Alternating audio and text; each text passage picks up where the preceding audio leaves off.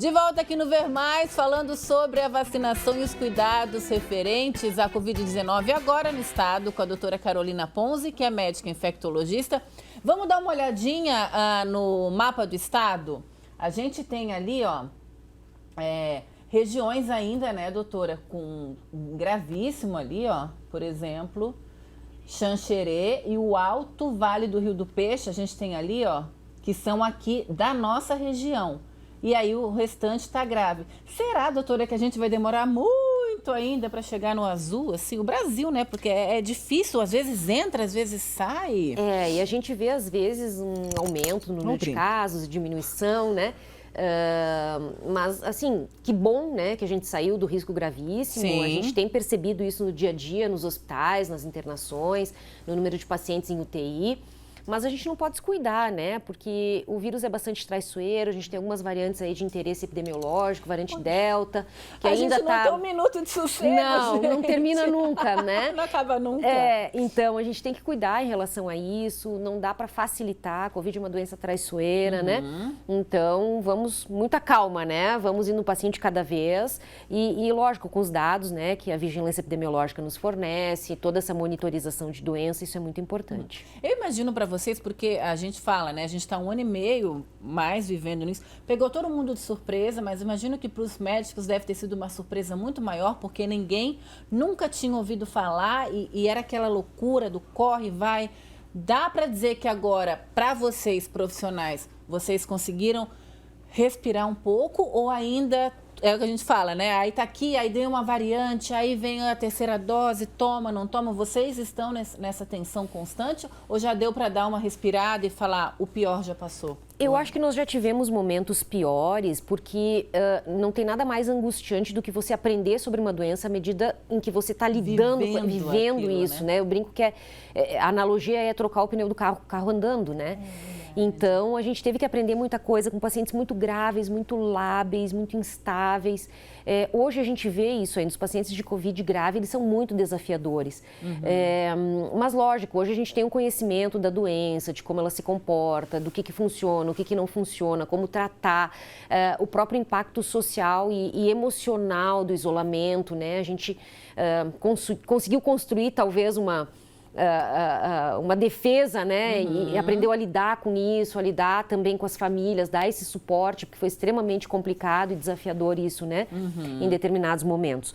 Mas são pacientes muito difíceis, né? Os pacientes que internam, a parte emocional é muito complicada também, então realmente foi um aprendizado. Eu tenho certeza que nenhum de nós médicos e pessoal da assistência à saúde que viveu essa pandemia no seu auge saiu igual disso, né? Eu imagino. Teve mudanças profundas, né? Então, para você que está em casa, gente, se você ainda é cabeça dura, você acha, já peguei uma vez, estou de boa, não aconteceu nada, ou já peguei duas, não, a gente tem uma médica aqui falando da situação, do quão triste é, né? Acompanhar tanto a pessoa que está doente como os familiares, ter que dar uma notícia ruim, né? Eu acho que se a doutora fosse falar para essas pessoas que ainda estão, não quero tomar vacina, por causa disso, qual seria o seu recado, assim, além de querer chacoalhar e colocar dentro da cabeça? Não menospreza a doença, não menospreza, porque assim como pode ir muito bem, 80% dos casos ela vai ir muito bem, você sempre vai ficar com aquela dúvida, eu vou evoluir bem, eu não vou,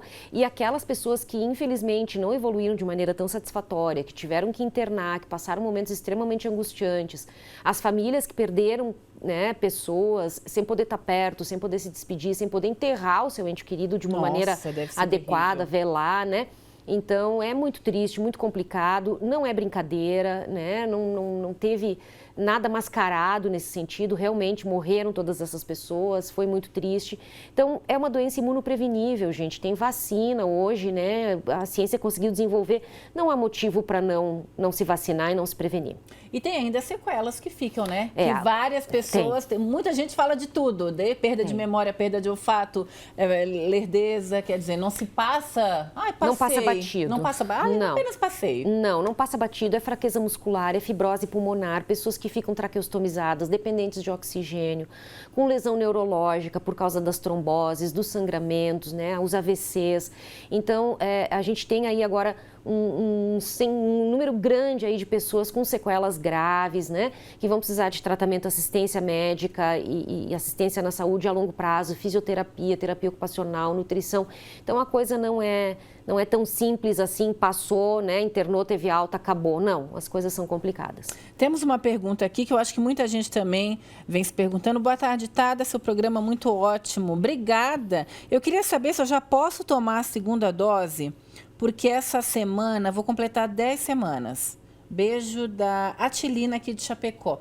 Existe do tipo, já tomei, completou, tem um tempo mínimo ali para... Provavelmente ela está se referindo à vacina da Fiocruz AstraZeneca ou da Pfizer, né? O que se sabe, a Fiocruz, inclusive, lançou ontem um comunicado, né, dizendo que o ideal são 12 semanas, né, que é o que se viu que realmente a resposta imune é mais robusta e melhor, né, com 12 semanas.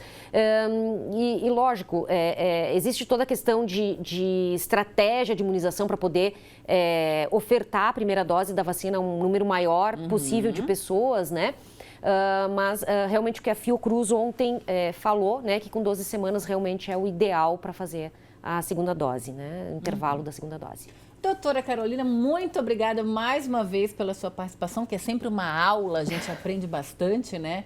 Espero revê-la em breve, cada vez mais com notícias melhores. Notícias melhores, até a gente chegar no aleluia. Passou. Passou. Foi um prazer, obrigada. É sempre um prazer estar aqui com vocês.